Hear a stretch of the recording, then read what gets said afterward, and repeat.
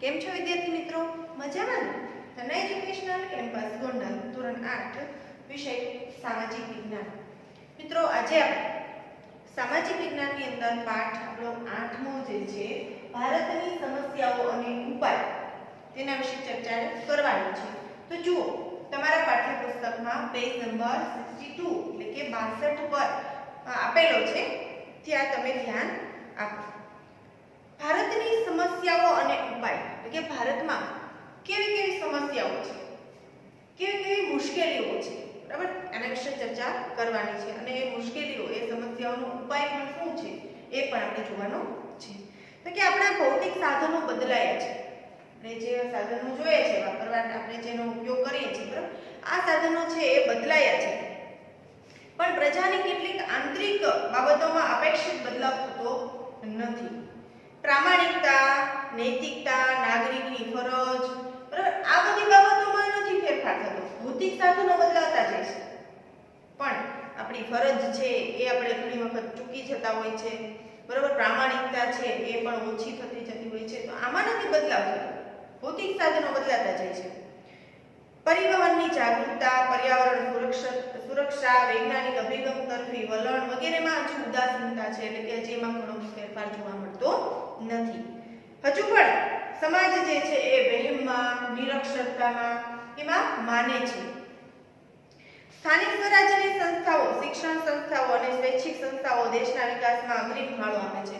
ઘણી બધી એવી સંસ્થાઓ છે કે જે દેશનો વિકાસ કેવી રીતે થાય એમાં સતત પ્રયત્નો કરે છે, જેથી સામાજિકતા અને વ્યાવસાયિકતાની પ્રગતિ કે વૃદ્ધિ ગોઠવાતી જાય છે અને સમાજ રચનામાં બદલાવ થતો જાય છે, જે ઘણી સારી બાબત છે. પણ હજુ કેટલીક સમસ્યાઓ હજી પણ પડકારરૂપ છે કે જે દિવસે ને દિવસે અમુક સમસ્યાઓ વધતી જાય છે કે જે આપણા માટે ચિંતાજનક છે, જેમ કે બેકારી છે, ગરીબી છે, નિરક્ષરતા, અજ્ઞાનતા વગેરે. તો અહીંયા આપણને એક સરસ મજાનો ચાર્ટ આપેલો છે કે ભારતીય સમસ્યાઓનું માળખાગત સ્વરૂપ નીચે મુજબ છે. જુઓ કે ભારતમાં કેવા કેવા પ્રકારની અને કઈ કઈ સમસ્યાઓ છે. આપણને ચાર્ટ સ્વરૂપે આપેલું છે. પહેલું આંતરિક સમસ્યાઓ, તો કે વસ્તી વધારો છે, બરાબર, આ એક સમસ્યા છે. નિરક્ષરતા છે, મોંઘવારી, બેકારી, ગરીબી, સાંપ્રદાયિકતા, ભ્રષ્ટાચાર અને આતંકવાદ. આ બધું શું છે તો કે આપણી સમસ્યાઓ છે, આંતરિક સમસ્યાઓ છે. ત્યાર પછી પ્રાદેશિક સમસ્યાઓ, તો કે ભાષાવાદ અને પ્રદેશવાદ. પ્રાદેશિક સમસ્યાઓ કેવી છે? ભાષાવાદ છે અને પ્રદેશવાદ છે. ત્યાર પછી સીમાવર્તી સમસ્યા છે કે જે દેશની અંદર જે બોર્ડર છે, આપણે કહીએ કે બોર્ડરની માટે જે વાદ વિવાદ થતો હોય છે, બરાબર, એને સીમાવર્તી સમસ્યા કહેવાય. અને ત્યાર પછી કુદરતી સમસ્યાઓ છે કે પૂર, દુષ્કાળ, ભૂકંપ, સુનામી, જ્વાળામુખી નું પ્રસ્ફોટન એટલે કે જ્વાળામુખીનું વિસ્ફોટ. તો આ તો ઠીક, ચાલો, કુદરતી સમસ્યાઓ છે એ તો આપણામાં એટલું તો એનામાં કાંઈ ન ચાલે, બરાબર, એ માનવ થકી નથી થતી. પણ બાકીની જે સમસ્યાઓ છે કે જેમાં માનવ જે છે એ જ મુખ્ય છે. તો જોઈએ, પહેલી છે વસ્તી વધારો. શું છે? વસ્તી વધારો. આપણે અગાઉના પ્રકરણમાં શીખી ગયા, જોઈ ગયા કે ભારતની વસ્તી કેટલી છે, બરાબર, એરિયા વાઇઝ કેટલી છે, કયા રાજ્યમાં સૌથી વધુ વસ્તી છે. તો વસ્તી વધારો અને તેની અસરોનો અભ્યાસ આપણે કરી ગયા. તો મોટા ભાગની સમસ્યાઓનું મૂળ જે છે ને એ વસ્તી વધારો જ છે. વસ્તી વિસ્ફોટ જે છે એ ઘણી બધી સમસ્યાઓનું મૂળ છે. આપણે વસ્તી વધારો અટકાવવાના ઉપાય વિશે વિચારીએ તો વધતી વસ્તી સામે સાધન સુરક્ષાઓ વધારવી પડે છે અને વધતી જતી વસ્તીના લીધે જ દેશમાં થયેલી પ્રગતિ ઓછી દેખાય છે. દેશ ગમે એટલો પ્રગતિ કરે પણ વસ્તી જ વધતી જાય છે, બરાબર, તો એ પ્રગતિ દેખાતી નથી. ભારતમાં 2001 ની વસ્તી ગણતરી મુજબ 102 કરોડ જેટલી વસ્તી હતી, જે 2011 માં 121 જેટલી થાય છે કે જેમાં 18.14 કરોડનો વધારો જોવા મળે છે કે જે આપણે આગળના પ્રકરણમાં શીખી ગયા છે. ત્યાર પછીની સમસ્યા છે નિરક્ષરતા. નિરક્ષરતા એટલે શું એ પણ આપણે વ્યાખ્યા સહિત જોઈ ગયા છીએ. તો નિરક્ષરતા એ પણ આપણી એક સમસ્યા જ છે. નિરક્ષરતા દેશના વિકાસને અવરોધતું મોટું પરિબળ છે. દેશનો વિકાસ થતો હોય, બરોબર, તો એને અવરોધતું એક પરિબળ છે જે છે નિરક્ષરતા. નવા વિચારો, શોધ કે જ્ઞાનને સમજવા સાક્ષરતા અનિવાર્ય છે. નવા વિચારો, જેમ કે વૈજ્ઞાનિકો છે, બરોબર, એને નવા વિચારો આવે છે. શું કામ? એ સાક્ષર છે. જ્યારે અભણ વ્યક્તિ છે એને નવા વિચારો, એને નવું જ્ઞાન મળતું નથી. શિક્ષિત વ્યક્તિ સમજીને પોતાના વિચારો, અભિપ્રાયો, ખ્યાલો કે માન્યતાને અન્ય સામે અસરકારક રીતે રજૂ કરી શકે છે, જ્યારે અશિક્ષિત વ્યક્તિ એ કરી શકતી નથી. અને આઝાદી મળી ત્યારે દેશમાં નિરક્ષરતાનું પ્રમાણ ઊંચું હતું અને જે ધીમે ધીમે લોકોમાં જાગૃતિ આવતી જાય છે અને નિરક્ષરતાનું પ્રમાણ છે એ ઘટતું જાય છે, સાક્ષરતાનું પ્રમાણ વધતું જાય છે, એ આપણા માટે થોડી સારી બાબત કહેવાય. ત્યાર પછીનો પ્રશ્ન છે મોંઘવારી, જેનો આપણે હાલ તમે પણ અને હું પણ એનો સામનો કરી રહ્યા છીએ કે જીવન જરૂરી વસ્તુઓ જે છે તથા અન્ય ચીજ છે એના ભાવ વધતા જાય છે, જેને મોંઘવારી કહેવાય છે. દૈનિક જરૂરિયાતની કેટલીક વસ્તુના ભાવ વધારાની વિપરીત અસર માનવ જીવન પર જોવા મળે છે. એટલે મોંઘવારી એ આમ પ્રજા માટે શિર દર્દ સમાન છે. જે આમ જનતા છે આપણે કહીએ એના માટે મોંઘવારી છે શિર દર્દ સમાન છે. શિર દર્દ એટલે માથાનો દુખાવો. પણ મધ્યમ વર્ગ કે મર્યાદિત આવકવાળા લોકો માટે જીવન વ્યવહાર ચલાવવો કઠિન બનતો જાય અને મોંઘવારીની અસર આમ પ્રજાને વેઠવી પડે છે અને જીવન ધોરણ નિમ્ન થતું જાય. નિમ્ન એટલે નીચું. મોંઘવારી વધતી જાય એટલે જીવન ધોરણ લોકોનું છે આપોઆપ નીચું આવતું જાય છે. મોંઘવારીનો મુકાબલો કરવો સૌને માટે મુશ્કેલ છે અને દૈનિક જરૂરિયાતની વસ્તુના ભાવ વધવાથી વસ્તુ વિના પણ ચલાવી લેવું પડે છે. હવે એનો ઉપાય શું છે? મોંઘવારી ઓછી કરવા માટેનો ઉપાય શું છે? તો કે કાળા બજાર છે, સંગ્રહખોરી છે અને વસ્તી વધારો મોંઘવારી માટેના જવાબદાર પરિબળો છે. જો કાળા બજાર, ઘણી વખત તમે સાંભળ્યું હશે કાળા બજાર હતું, તો કે વસ્તુ આવતી હોય એ ભાવ કરતાં ઘણા બધા વધારે ભાવમાં વેચવામાં આવતું હોય. ત્યાર પછી સંગ્રહખોરી, ઘણા લોકો છે એને વસ્તુને બજારમાં નથી આપતા પણ એનો સ્ટોર કરી રાખે, સંગ્રહ કરી રાખે છે. જ્યારે ભાવ વધે એની રાહ જોવે અને પછી એ વેચે. તો આ સંગ્રહખોરી છે. તો જે બહાર બાકીની વસ્તુ છે એનો ભાવ ખૂબ વધતો જાય, કારણ કે મોટા ભાગની વસ્તુનું સ્ટોર થઈ ગયું હોય એટલે બહાર જે માર્કેટમાં અવેલેબલ વસ્તુ હોય એનું પ્રમાણ ઓછું હોય. તેને રોકવા નાગરિક તરીકે આપણે શું કરી શકીએ? તો કે કરકસર અને સમજદારીપૂર્વક જીવન વ્યવહાર ગોઠવવો જોઈએ. આપણે શું કરવું પડે? કરકસરપૂર્વક અને સમજદારીપૂર્વક આપણો જીવન વ્યવહાર ગોઠવવો જોઈએ. ત્યાર પછીનો પ્રશ્ન છે અથવા સમસ્યા છે ગરીબી. ગરીબી એ આપણા દેશની ગંભીર સમસ્યા છે. દેશના મોટા ભાગના લોકો જીવન ધોરણની પાયાની જરૂરિયાતો જેવી કે રોટી, કપડાં, મકાન, રોજગાર, શિક્ષણ, આરોગ્યથી વંચિત રહેતા હોય છે. તેવી સ્થિતિને ગરીબી કહે છે. ગુજરાતમાં હાલ ગરીબી રેખા નીચે જીવતા લોકોનું પ્રમાણ 14.7% જેટલું છે. જો ગુજરાતમાં 14% લોકો એવા છે કે જે ગરીબી રેખા નીચે જીવે છે. 100 માંથી 14 વ્યક્તિ એવા છે કે જે આ ગરીબી રેખાના ક્રાઇટેરિયામાં આવે છે.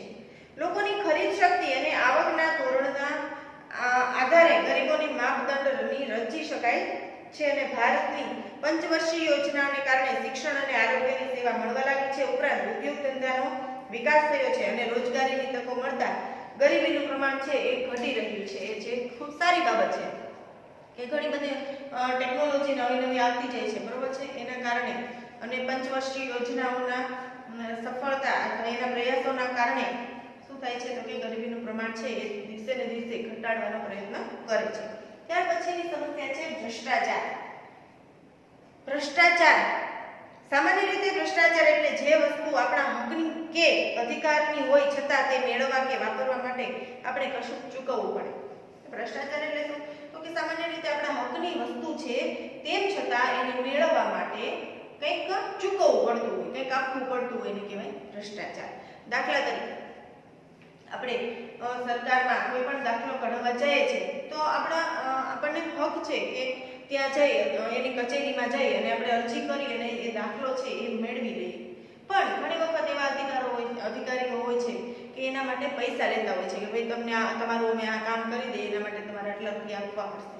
તમે ઘણી વખત એવા કેસ ન્યૂઝપેપરમાં વાંચ્યા હશે, ટીવીમાં પણ આવતું હશે કે આટલા રૂપિયાનો ભ્રષ્ટાચાર કરવામાં આવ્યો. તો આ વસ્તુ શું છે? તો કે આપણા હકની વસ્તુ છે અને એ લોકો પૈસા લે છે તો એને ભ્રષ્ટાચાર કહેવાય. દાખલા તરીકે સરકારી કોઈ દવાખાનું છે, બરોબર, તો એને સરકાર છે એના કર્મચારીઓને બધી દવાઓ પ્રોવાઈડ કરે છે, એને પગાર આપે છે, તો એ લોકોએ ફ્રીમાં સેવા કરવાની હોય છે. તેમ છતાં ઘણી જગ્યાએ એવું હોય કે આપણે જઈને તો એમ કે તમને સેવા આપી એ બદલ તમારી પાસેથી પૈસા લેતા હોય છે. તો આ છે ભ્રષ્ટાચાર. તો ભ્રષ્ટાચાર જે છે એ ટૂંકમાં વ્યક્તિ સાથે બિનકાયદાકીય અનીતિભર્યો વ્યવહાર એટલે ભ્રષ્ટાચાર, છેતરપિંડી, ભેટ સોગાદો લેવી, લાંચ રિશ્વત લેવી વગેરે સ્વરૂપે ભ્રષ્ટાચાર જોવા મળે છે, જે સમગ્ર જીવનમાં જનજીવનમાં વ્યાપકપણે પ્રસરી ગયો છે અને કેટલાક લોકો તો જે છે અનૈતિક અને બેજવાબદારીપૂર્વક પોતાનો સ્વાર્થ સાધવા માટે પોતાના પદ કે સત્તાનો ઉપયોગ કરતા હોય છે. હવે ભ્રષ્ટાચારની અસર જોઈએ તો કેવી છે કે માનવ અધિકારનો ભંગ થાય છે. ભ્રષ્ટાચારની અસરમાં પહેલું તો માનવ જે અધિકાર છે ને એનો ભંગ થાય. બીજું શું થાય એની અસરમાં? તો રાષ્ટ્રનો વિકાસ અવરોધ થાય. રાષ્ટ્રનો વિકાસ જે થતો હોય એ એમાં ભંગ પડે. નૈતિક મૂલ્યોનો હાસ થાય એટલે કે નૈતિક મૂલ્યો જે છે આપણે તૂટે. મોંઘવારીને પોષણ મળે અને કાયદા કાનૂન પ્રત્યે વિશ્વાસ ઘટે અને સગાવાદ પોષાય. સગાવાદ એટલે આપણે કહીએ કે પાર્શિયાલિટી, કોઈ આપણે એમ કહેતા હોય કે તમે તો એને બહુ એનું એક વ્યક્તિ છે એને સગા વ્યક્તિ હોય અથવા જાણીતા કોઈ હોય એનું રાખે છે, બાકીના વ્યક્તિઓને અન્યાય થાય છે. બરોબર છે? આપણે કે પાર્શિયાલિટી ચાલે છે, અહીંયા તો લાગવગ ચાલે છે. બરોબર? એને શું કહેવાય? સગાવાદ. માનવીય વિશ્વાસ અને શ્રદ્ધા ઘટે. લોકોને એકબીજા ઉપર શ્રદ્ધા ઘટી જાય કે ભાઈ આને તો આપણને હક છે એ વસ્તુનો એ પૈસા લે છે. હવે એનો ઉપાય શું છે? તો કે ભ્રષ્ટાચારના દૂષણને દૂર કરવા 1988 થી ભારત સરકારે કાયદાની જોગવાઈ કરી છે અને 1964 માં લાંચ રિશ્વત વિરોધી બ્યુરોની રચના કરી છે. જો આ પ્રમાણ વધતું જતું હતું ભ્રષ્ટાચારનું, એને બીજું નામ કહેવાય લાંચ રિશ્વત. તો સરકારે એવી જોગવાઈ કરી કે જેનું નામ હતું લાંચ રિશ્વત બ્યુરો, કે જે ભ્રષ્ટાચારની તપાસ કરે છે. આપણે કોઈ પણ એવું વ્યક્તિ એવું લાગે કે આપણી પાસેથી જે પૈસા લીધા એ ખોટી રીતે લીધા છે, એને ભ્રષ્ટાચાર કરેલો છે, તો આપણે કેસ કરી શકીએ છીએ. બરાબર છે? અને આ જે લાંચ રિશ્વત બ્યુરો છે એ આખી તપાસ કરે છે અને નાગરિકોને આ સમસ્યાના ઉકેલ માટેનું માર્ગદર્શન આપે છે. ત્યાર પછી જો એક સંદેશ નીચે આપેલો છે, લાંચ લેવી કે લાંચ આપવી એ બંને બાબત ગુનો છે. બરાબર? એવું નથી કે કોઈ અધિકારી આપણી પાસેથી લાંચ માંગે છે, બરાબર, તો એ વ્યક્તિ પોતે ગુનામાં સંપડે. એ જરૂરી નથી કે એક વ્યક્તિનું જ નામ આવે, એ પોતે જ ગુનો કર્યો છે એવું થાય, પણ જે લાંચ આપનાર જે છે ને એ પણ ગુનામાં આવે છે. ત્યાર પછીની સમસ્યા છે બેકારી અથવા તો બેરોજગારી. આજના વૈજ્ઞાનિક યુગમાં અદ્યતન ટેકનોલોજીએ બેકારીનો વધારો કર્યો છે. શું કામ? તો કે જ્યાં પહેલાના સમયમાં માણસોની જરૂર પડતી તો એ લોકોને રોજીરોટી મળતી, હવે અદ્યતન ટેકનોલોજી છે, નવી નવી ટેકનોલોજીનો વિકાસ થતો ગયો, એમ ત્યાં માનવની જગ્યાએ યંત્રનો ઉપયોગ થાય છે. તો એ માનવ જે છે એ ધીમે ધીમે બેકાર થતા જાય છે. જેમ કે કમ્પ્યુટરાઇઝ કાર્યપ્રણાલીથી સારી ગુણવત્તાવાળું કામ ઝડપી બન્યું છે. કમ્પ્યુટરાઇઝ કામ આવી ગયું, આપણને ખબર છે, દરેક ક્ષેત્રમાં, કારખાનાઓમાં. પરંતુ જે પેલા લોકો કામ કરતા હતા એ હવે તો કે એક વ્યક્તિથી કામ થઈ જાય છે, જે પેલા 10 વ્યક્તિ કરતા એક કામ અત્યારે એક કમ્પ્યુટર કરી દે છે. તો એને માનવીનું કામ યંત્રોએ ઉપાડી લેતા બેકારી વધી છે અને ગામડાઓમાં ખેતીમાં યાંત્રિકીકરણ થતા ખેતમજૂરો માટે રોજીરોટીનો પ્રશ્ન ઊભો થયો છે. શહેરમાં વસ્તી ગીચતા વધતી જાય છે, તેથી પાણી, રહેઠાણ, વાહન વ્યવહાર, સ્વચ્છતા, આરોગ્ય અને શિક્ષણ વિષયક પ્રશ્નો ઊભા થયા છે. ગંદા વસવાટો અને ઝૂંપડપટ્ટી વધતા અસામાજિક પ્રવૃત્તિઓ, બાળમજૂરી. શું થાય છે? તો કે લોકોને રોજીરોટી મળતી નથી, પોતાને એક ટક ખાવાનું પણ નથી મળતું, એવી બેકારી આવી ગઈ છે કે લોકો બીજો રસ્તો શોધે. શું કરે છે? તો કે ચોરી, લૂંટફાટ, આ બધું વધી ગયું છે. એનો ઉપાય શું છે? તો કે આ સમસ્યાના નિવારણ માટે સમાજની કેટલીક સેવાભાવી સંસ્થાઓ તેમજ સરકાર દ્વારા ઘણી યોજનાઓને અમલમાં મૂકાણી છે, જેવી કે ખાસ આવાસ યોજના, મફત શિક્ષણ, પીવાનું શુદ્ધ પાણી, સ્વચ્છતા, તબીબી મોબાઈલ સેવા, ગૃહ ઉદ્યોગો, હસ્તકલાને પ્રોત્સાહન આપવા લોન સુવિધા વગેરે આપવામાં આવે છે તથા પોષણયુક્ત આહાર જેવી પ્રાથમિક જરૂરિયાતોને લઈને ઝૂંપડપટ્ટીની કાયાપલટ કરવાની પણ હાથ ધરાયા છે. ત્યાર પછીની સમસ્યા છે આતંકવાદ. આતંકવાદ એ વૈશ્વિક સમસ્યા છે. કેવી છે? વૈશ્વિક સમસ્યા એટલે શું? આખા વિશ્વને અસર કરતી હોય એવી સમસ્યા એટલે વૈશ્વિક સમસ્યા. આતંકવાદી પ્રવૃત્તિ એ રાષ્ટ્રની પ્રગતિમાં અવરોધ કરે છે. શું કરે છે? રાષ્ટ્રની પ્રગતિમાં અવરોધ કરે છે. શાંતિ, અમન, ભાઈચારો તથા દેશની આબાદીને છિન્ન ભિન્ન કરવાવાળી હલકી મનોવૃત્તિની જે પ્રક્રિયા છે, આતંકવાદ એ મોટે ભાગે હિંસા અને ઘૃણા ફેલાવી. ઘૃણા એટલે લોકોમાં ભય ફેલાવો. આતંકવાદીનો ઉદ્દેશ કદાપી પવિત્ર કે શ્રેષ્ઠ હોતો નથી. આતંકવાદીઓ જે છે એનો ઉદ્દેશ, એનો હેતુ જે છે એ ક્યારેય શ્રેષ્ઠ નથી હોતો, પવિત્ર નથી હોતો. શું હોય છે? મારી નાખવાનો એનો હેતુ હોય છે, અથવા કંઈ પણ નુકસાન કરવાનો હેતુ હોય છે. મુઠ્ઠીભર માણસો દ્વારા સંગઠિત અને આયોજનબદ્ધ રીતે કરવામાં આવતું એ જંગલી કૃત્ય કહેવાય. શું કહેવાય? જંગલી કૃત્ય કહેવાય. મુઠ્ઠીભર માણસો દ્વારા. જો આતંકવાદીઓની પ્રવૃત્તિ બહુ વધારે પડતા માણસો ન કરતા, મુઠ્ઠીભર માણસો, અને જેમાં બળજબરી, ધાક ધમકી, હિંસા કે ત્રાસ આપવાનો વ્યવસ્થિત પ્રયોગ થયો હોય છે. આવું કૃત્ય કોઈ પણ સરકાર સમક્ષ પડકારરૂપ બને છે. જો સરકાર માટે તો એ અઘરું જ છે ને આતંકવાદી પ્રવૃત્તિ. જેમ કે આપણે હમણાં જોયું હતું કે જમ્મુ કાશ્મીરની અંદર આતંકવાદીઓએ આપણા જે જવાનો છે એને મારી નાખ્યા હતા. 40 જવાનો છે એને એમાં મૃત્યુ થયું હતું, બસમાં જે વિસ્ફોટ થયો હતો એના દ્વારા. તો એ આપણા સરકાર માટે એ ઘટના કેવી છે? તો કે ખૂબ અસરકારક છે, સરકાર માટે ખૂબ ચિંતારૂપ છે. આતંકવાદ એ બળ પ્રયોગનું હાથ વેગનું સાધન છે. એમાં શું કરવામાં આવ્યું છે? બળ પ્રયોગ કરવામાં. તેથી કોઈ પણ સ્થળે લોકોનો નિશાન બનાવવામાં આવે છે. અને જેમ કે ભૂતકાળમાં સંસદ પર થયેલો હુમલો, જો એ પણ આતંકવાદી હુમલો હતો. હોટેલ તાજ પર થયેલી ઘટના, મુંબઈના બોમ્બ બ્લાસ્ટ, અક્ષરધામ પર થયેલો હુમલો, આ બધું શું છે? તો કે આતંકવાદી પ્રવૃત્તિ દ્વારા થયેલું કૃત્ય છે. આતંકવાદને કોઈ સગાવાદ નડતો નથી કે કોઈ પણ ભાષા, ધર્મ નથી. ફક્ત વેરભાવને જ લક્ષ્યમાં લે છે. એને કોઈ એવું નથી આતંકવાદીઓને કે ભાઈ અમે એક જૈન જ્ઞાતિના છીએ, અમે જે જાતિના છીએ, એ લોકો જે એમાં મૃત્યુ પામશે, એવું સગાવાદ કે એવું કાંઈ નથી. એને શું છે? વેરનો બદલો લેવો. બરાબર? વેરભાવ જ હોય છે એને. હવે ઉપાય શું છે? આતંકવાદ જે છે એનો અંત લાવવા માટે આતંકવાદનો સામનો કરવા આપણે હિંમત અને દક્ષતા કેળવવી જોઈએ. દક્ષતા એટલે હોશિયારી. મક્કમ બનવું પડશે. તેમજ ગુપ્તચર એટલે કે જાસૂસી તંત્રને વધુ કાર્યરત બનાવવું પડે. જે આપણા ગુપ્તચર હોય, જાસૂસ, બરાબર, એનું જે કાર્ય છે એ ખૂબ વધારવું પડે. સુરક્ષા દળોને જરૂરી સહકાર આપવાની જાગૃતતા કેળવવી પડશે કે જે જવાનો છે સુરક્ષા દળના એને સહકાર આપવો. આમ જનતાને મુસાફરીમાં કે જાહેર સ્થળના મેળાવડામાં ચેતતા રહેવું અને ખોટી જાહેરાતો કે અફવાથી દૂર રહેવું. તેમજ સીસીટીવી કેમેરા અને મેટલ ડિટેક્ટર જેવા આધુનિક ઉપકરણોથી સુરક્ષા દળોને સજ્જ કરવા. મેટલ ડિટેક્ટર એટલે શું? તો કે જે તમને ખબર હોય કે મોલમાં કે કોઈ એવા તમે મોટા ફંક્શનમાં જતા હોય, સરકારી કોઈ ફંક્શન હોય, તો તમારી સામે એક સાધન એવું રાખે, મેટલ ડિટેક્ટર. તમારી પાસે કોઈ મેટલ છે, બરાબર, કોઈ એવું સાધન છે, લોખંડ છે કે કોઈ એવો ધાતુ, તો એમાં ડિટેક્ટ કરે, એમાં બતાવે કે ભાઈ આ છે તમારી પાસે. એટલે એમાં જે આપણે કહીએ ને મ્યુઝિક એવું વાગે, જેના કારણે મેટલ હોય એ ડિટેક્ટ થઈ છે. આ ઉપરાંત પણ ભારતમાં રૂઢિચુસ્તતા, સાંપ્રદાયિક, પ્રદેશવાદ, ભાષાવાદ અને સીમાવર્તી સમસ્યાઓ, કુદરતી આપત્તિઓ બાદનું પુનઃવસન અને વ્યવસ્થાપન વગેરે બાબતો પણ સરકાર માટે પડકારરૂપ છે. તેનો તમે વિગતે અભ્યાસ કરજો અને તેના ઉપાયો પણ તમારા શિક્ષકની મદદથી. હવે તમે અહીંયા જોઈએ કે આપણે આપણો 8મો જે પાઠ છે કે ભારતની ઘણી બધી સમસ્યાઓ વિશે આપણે ચર્ચા કરી અને એના ઉપાયો વિશે પણ ચર્ચા કરી. તો હવે પછી ચલો આપણે સ્વાધ્યાય પોથીમાં વર્ક કરીએ.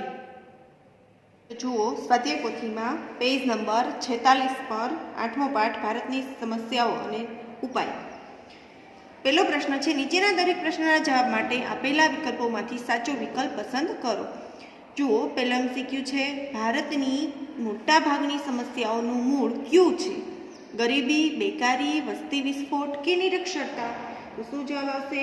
હા, વસ્તી વિસ્ફોટ, ઓપ્શન સી. ત્યાર પછી જુઓ, ઈસવીસન 2001ની વસ્તી ગણતરી મુજબ ભારતમાં કેટલા કરોડ વસ્તી હતી? ઈસવીસન 2001ની વાત થાય છે. 102 કરોડ, 108, 110 કરોડ કે 105? તો શું જવાબ આવશે?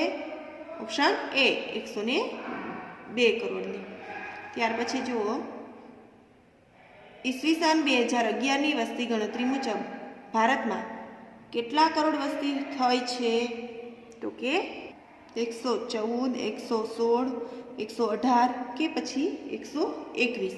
તો 2011ની વાત થાય છે, એટલે 121 કરોડની. ચોથો MCQ ઈસવીસન 2001થી 2011 સુધીમાં ભારતમાં વસ્તી વધારો કેટલો થયો હતો? 16.8 કરોડનો, 18.14 કરોડનો, 12.5 કરોડ કે પછી 16.6 કરોડનો? તો કેટલો થયો હતો? તો કે 18.14નો. તો લખો અહીંયા ઓપ્શન બી. શું આવશે? Option B. ત્યાર પછી દેશના વિકાસને અવરોધતું મોટું પરિબળ કયું છે? રોગોમાં વૃદ્ધિ, નિરક્ષરતા, બાળ મૃત્યુ કે સ્ત્રીઓની ઘટતી સંખ્યા? તો શું આવશે? નિરક્ષરતા આવશે. તો અહીંયા પણ આવશે ઓપ્શન બી.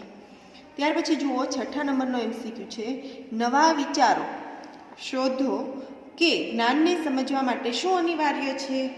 ધન દોલત, શિષ્યવૃત્તિ, શારીરિક વિકાસ કે પછી સાક્ષરતા?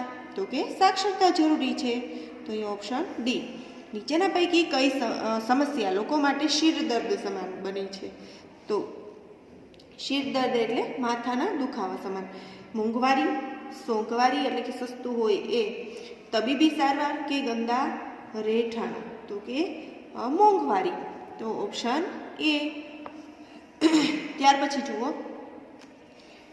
આઠમા નંબરનો MCQ, ભારતીય સમાજમાં સૌથી મોટું દૂષણ કયું છે? ભ્રષ્ટાચાર, શિષ્ટાચાર, બેકારી કે પછી ગંદા વસવાટો? તો શું જવાબ આવશે? ભારતીય સમાજમાં સૌથી મોટું દૂષણ તો કે ભ્રષ્ટાચાર. શું આવશે? ભ્રષ્ટાચાર. Option A. ત્યાર પછી જુઓ, નવમા નંબરનો MCQ, આપણા દેશની ગંભીર સમસ્યા કઈ છે? તો કઈ છે આપણા દેશની ગંભીર સમસ્યા? ગંદા વસવાટ, બાળમજૂરી, સાદી ખેતી કે ગરીબી? શું જવાબ આવશે? ગરીબી આવશે. તો એ લખો ઓપ્શન બી. આજના વૈજ્ઞાનિક યુગમાં કયા કારણથી બેકારીમાં વધારો થયો છે? વૈશ્વિકીકરણથી, ખાનગીકરણથી, અદ્યતન ટેકનોલોજી એટલે કે આધુનિક ટેકનોલોજીથી કે પછી આર્થિક પ્રવૃત્તિઓમાં વધારો થવાથી? તો શું જવાબ આવશે? તો કે અદ્યતન ટેકનોલોજીથી. તો ઓપ્શન સી. કેટલા વર્ષથી વધુ ઉંમરના રોજગાર વિનાના લોકોને બેકાર ગણવામાં આવે છે? 15 વર્ષથી, 16 વર્ષથી, 18 કે પછી 17? તો શું જવાબ આવશે? 18 વર્ષથી. તો અહીંયા આવશે ઓપ્શન સી. ત્યાર પછી 12મા નંબરનો MCQ છે, કઈ પ્રવૃત્તિ રાષ્ટ્રના વિકાસમાં અવરોધક છે? સંગ્રહખોરી, કાળાબજારની, આતંકવાદીની કે લૂંટફાટની? તો શું જવાબ આવશે? આતંકવાદીની પ્રવૃત્તિ. તો લખો અહીંયા ઓપ્શન સી. ત્યાર પછી જુઓ મિત્રો, યોગ્ય શબ્દો વડે ખાલી જગ્યા પૂરો. બીજો પ્રશ્ન છે, એમાં પેલી ખાલી જગ્યા, તમામ સમસ્યાઓના મૂળમાં ખાલી જગ્યા જવાબદાર છે. શું જવાબદાર છે? વસ્તી વિસ્ફોટ. આપણે જોઈ ગયા. તો લખો અહીંયા વસ્તી વિસ્ફોટ. ત્યાર પછી બીજી ખાલી જગ્યા છે, ખાલી જગ્યા સમાજ માટે કલંકરૂપ છે. શું છે? નિરક્ષરતા. તો અહીંયા લખો નિરક્ષરતા. નિરક્ષરતા સમાજ માટે કલંકરૂપ છે. ત્યાર પછી ત્રીજી ખાલી જગ્યા છે, ભારત સરકારે ઈસવીસન ખાલી જગ્યાથી સૌને માટે શિક્ષણ પ્રાપ્તિનો હક એટલે કે RTE અમલમાં મૂક્યો છે. કયા વર્ષથી? 2009થી. તો અહીંયા લખો 2009. ચીજ વસ્તુઓના ભાવ વધારાને ખાલી જગ્યા કહેવાય છે. શું કહેવાય? ચીજ વસ્તુઓનો ભાવ વધે એને, હા વેરી ગુડ, મોંઘવારી. શું કહેવાય? મોંઘવારી. ગુજરાતમાં ગરીબી રેખા નીચે જીવતા લોકોનું પ્રમાણ ખાલી જગ્યા જેટલું છે. કેટલું છે? 14.7% જેટલું. ભારતની ખાલી જગ્યા યોજનાઓને કારણે શિક્ષણ અને આરોગ્યની સેવાઓ ઉપલબ્ધ બની છે. કઈ યોજના? પંચવર્ષીય યોજના. તો લખો પંચવર્ષીય. વ્યક્તિ સાથે બિનકાયદાકીય અનીતિભર્યો વ્યવહાર એટલે ભ્રષ્ટાચાર. તો અહીંયા લખો ભ્રષ્ટાચાર. ખાલી જગ્યાના દૂષણને અટકાવવા ભારત સરકારે 1988થી કાયદાની જોગવાઈ કરી છે. કયા દૂષણને? ભ્રષ્ટાચારના દૂષણને. તો લખો અહીંયા ભ્રષ્ટાચાર.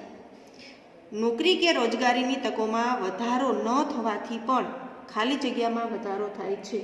નોકરી અને રોજગારીની તકમાં ન વધારો થાય તો બેકારીમાં વધારો થાય. શેમાં? બેકારીમાં. તો એ લખો બેકારી. 10મા નંબરની ખાલી જગ્યા છે, આતંકવાદ એ ખાલી જગ્યા સમસ્યા છે જે રાષ્ટ્રની પ્રગતિમાં ખાલી જગ્યા છે. આતંકવાદ એ કેવી સમસ્યા છે? વૈશ્વિક છે ને? તો વૈશ્વિક સમસ્યા છે અને તે રાષ્ટ્રની પ્રગતિમાં શું કરે છે? અવરોધક છે. તો અહીંયા લખો અવરોધક. ત્યાર પછી છે ખરા ખોટા. નીચે આપેલ વિધાનો પૈકી ખરા વિધાનની સામે ખરાની અને ખોટા વિધાનની સામે ખોટાની નિશાની કરો. વધતી જતી વસ્તીને લીધે જ દેશમાં થયેલી પ્રગતિમાં વૃદ્ધિ દેખાય છે. આ વાક્ય કેવું છે? જો વધતી જતી વસ્તીને લીધે જ દેશમાં થયેલી પ્રગતિમાં વૃદ્ધિ દેખાય છે. વૃદ્ધિ દેખાય ના દેખાય, એટલે આ વાક્ય કેવું બનશે? ખોટું. સરકારની શિક્ષણ પ્રત્યેની જાગૃતિને લીધે સાક્ષરતા દર વધતો જાય છે. આ વાક્ય કેવું બનશે? ખોટું. ગરીબી એ આપણા દેશની એક ગંભીર સમસ્યા છે. ગરીબી છે આપણા દેશની ગંભીર સમસ્યા છે, તો કે હા, તો આ વાક્ય બનશે સાચું. ટેકનોલોજી અને યાંત્રિક ખેતીથી લોકોની આવકમાં વધારો થાય છે, તો લોકોની આવકમાં વધારો થાય છે, તો કે હા. ત્યાર પછી ભ્રષ્ટાચારને લીધે મોંઘવારીને ઉત્તેજન મળે છે, તો મળે છે, બરાબર છે, તો વાક્ય પણ બનશે સાચું. આતંકવાદીનો ઉદ્દેશ કદાપી હિંસા કે ત્રાસ આપવાનો હોતો નથી. આ વાક્ય ખોટું બને, કારણ કે એ લોકોને હિંસા કે ત્રાસ આપવાનો જ એનો ઉદ્દેશ હોય છે. ત્યાર પછી જુઓ યોગ્ય રીતે જોડકા જોડો. હવે એમાં અ વિભાગ, બ વિભાગ અને જવાબનો વિભાગ. તો જુઓ વસ્તી વધારો, તો એની સામે શું આવશે? તો કે તમામ સમસ્યાઓનું સર્જન થાય ને, આપણે જોયું ને તમામ સમસ્યાઓનું મૂળ છે, તો અહીંયા આવશે ઓપ્શન ડી. નિરક્ષરતા નિવારણ, તો RTE, રાઇટ ટુ એજ્યુકેશન, તો અહીંયા ઓપ્શન એ. ગરીબી નિવારણ, તો એના માટે શું આવશે? રોજગારીની તકોનું સર્જન, તો અહીંયા આવશે બી. મોંઘવારીથી બચવા સમજદારીપૂર્વકનું જીવન ધોરણ, અહીંયા આવશે ઓપ્શન સી. ત્યાર પછી જુઓ 5મા નંબરનો પ્રશ્ન. નીચેના પ્રશ્નોના 1-2 વાક્યમાં ઉત્તર લખો. તો ચાલો આપણે જોઈએ. પ્રશ્ન પહેલો છે વસ્તી વિસ્ફોટ એટલે શું? તો કે વસ્તી વૃદ્ધિના દરમાં સતત લાંબા ગાળાનો વધારો થતો હોય એને વસ્તી વિસ્ફોટ કહેવાય. તો લખો દેશમાં વસ્તી વૃદ્ધિના દરમાં સતત અને લાંબા ગાળાનું ઝડપી વધારો થતો હોય એવી ઘટનાને વસ્તી વિસ્ફોટ કહે છે. ત્યાર પછી જુઓ મોંઘવારી કોને કહેવાય? તો જીવન જરૂરિયાતની જે વસ્તુઓ છે તેમજ અન્ય વસ્તુઓનો ભાવ જ્યારે વધે છે ને એને મોંઘવારી કહેવાય. તો લખો જીવન જરૂરિયાતની વિવિધ ચીજ વસ્તુઓ તેમજ અન્ય વસ્તુઓના ભાવ વધારાને મોંઘવારી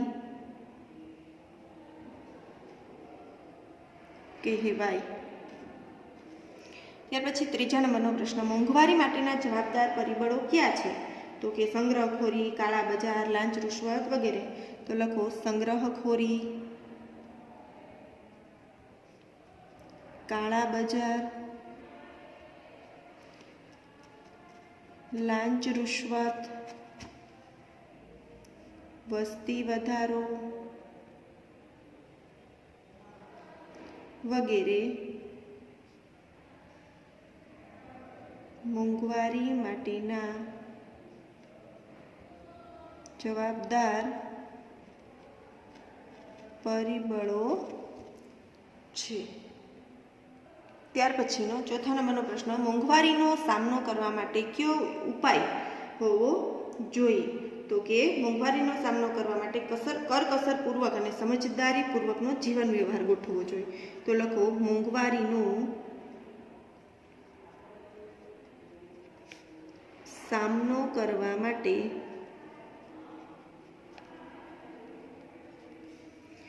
કરકસર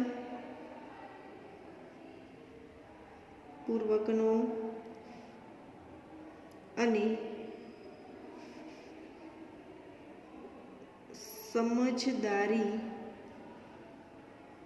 સમજદારી પૂર્વકનો જીવનનો વ્યવહાર ગોઠવવો જોઈએ. ગરીબી કોને કહેવાય? તો કે ખોરાક છે, કપડાં, રહેઠાણ વગેરે જે પાયાની જરૂરિયાતો છે એ પૂરતા પ્રમાણમાં ન મળે એને ગરીબી કહેવાય. તો લખો ખોરાક, કપડાં, રહેઠાણ, શિક્ષણ, તબીબી સારવાર, રોજગાર જેવી પાયાની જરૂરિયાતો પણ જેમને પૂરતા પ્રમાણમાં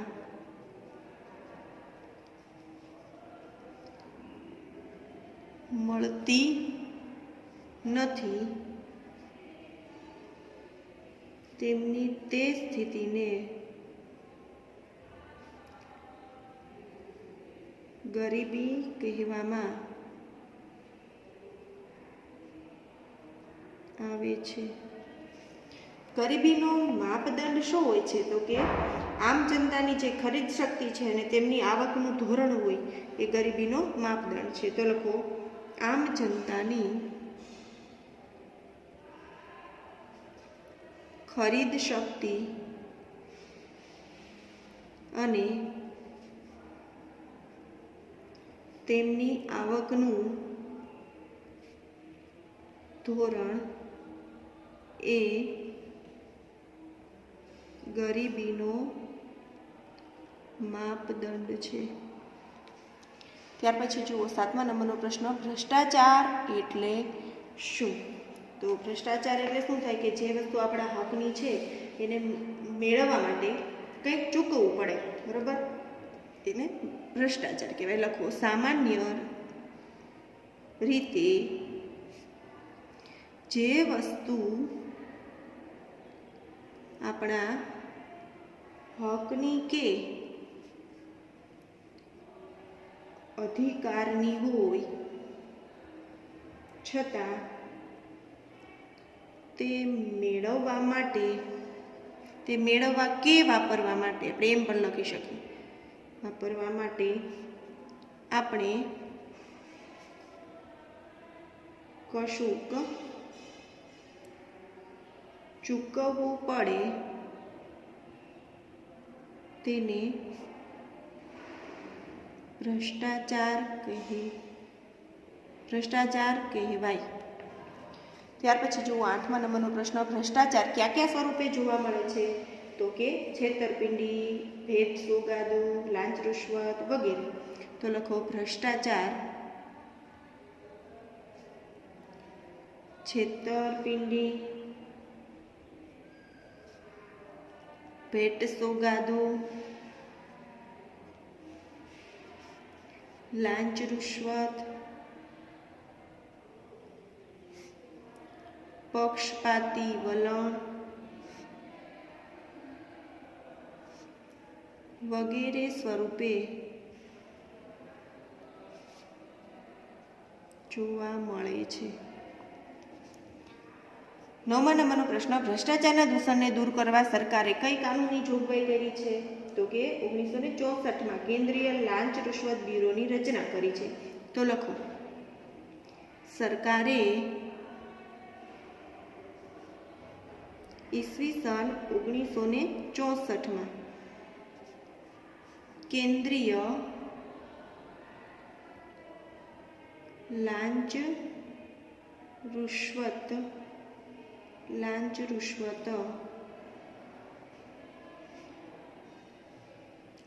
રૂશ્વત વિરોધી આવશે વિરોધી બ્યુરોની રચના કરી છે. આ ઉપરાંત બીજું શું કર્યું છે? તો કે ઈસવીસન 1988 થી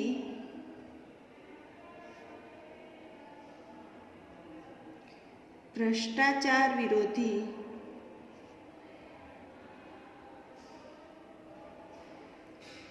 અધિનિયમ અમલમાં મૂક્યો છે.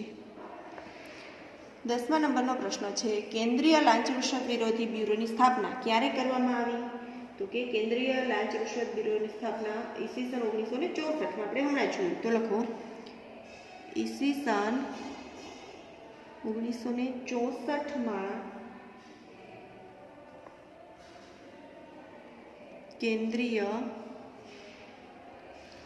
લાંચ રૂશ્વત વિરોધી બ્યુરોની સ્થાપના કરવામાં આવી.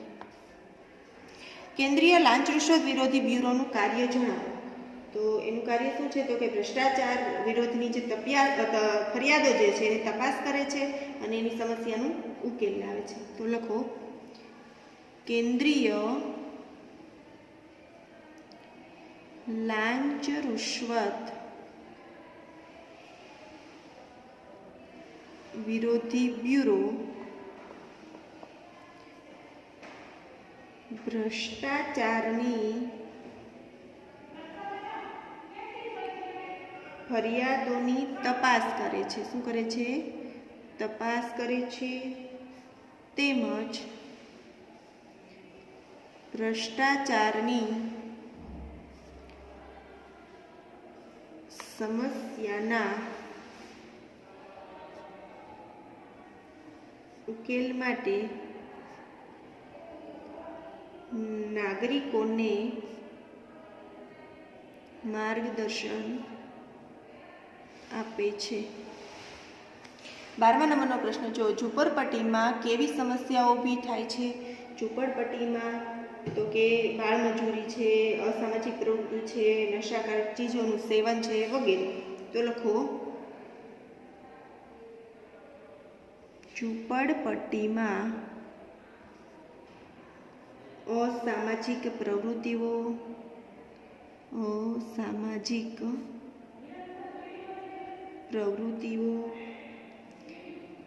બાળમજૂરી,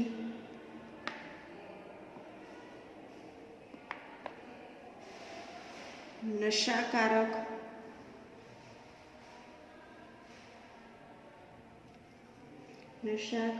ચીજોનું સેવન, માનસિક તાણ વગેરે સમસ્યાઓ ઊભી થાય છે. ત્યાર પછી જુઓ 13મા નંબરનો પ્રશ્ન, કેવા લોકો બેકાર લોકોની ગણતરીમાં આવે છે? તો 18 વર્ષ કે તેથી વધુ ઉંમરના લોકો હોય કે જેને રોજગાર શોધવા છતાં ન મળે તે લોકો બેકારની ગણતરીમાં આવે. તો લખો 18 વર્ષ, મિત્રો ખાસ યાદ રાખજો, 18 વર્ષ કે તેથી વધુ ઉંમરના જે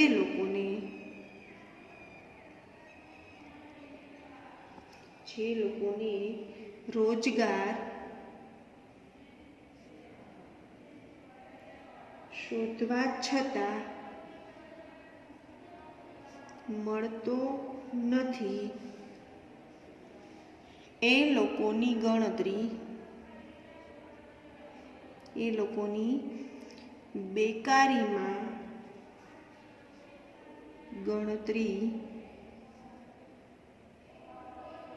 થાય છે. તો વિદ્યાર્થી મિત્રો, અહીંયા આપણે પ્રકરણ 8 જે છે એ પૂર્ણ કરીએ છીએ. તમે તમામ પ્રશ્નોના જવાબ છે તમારી સ્વાધ્યાય પોથીમાં ખૂબ સારા અક્ષરે લખજો. અસ્તુ. જય મહાદેવ.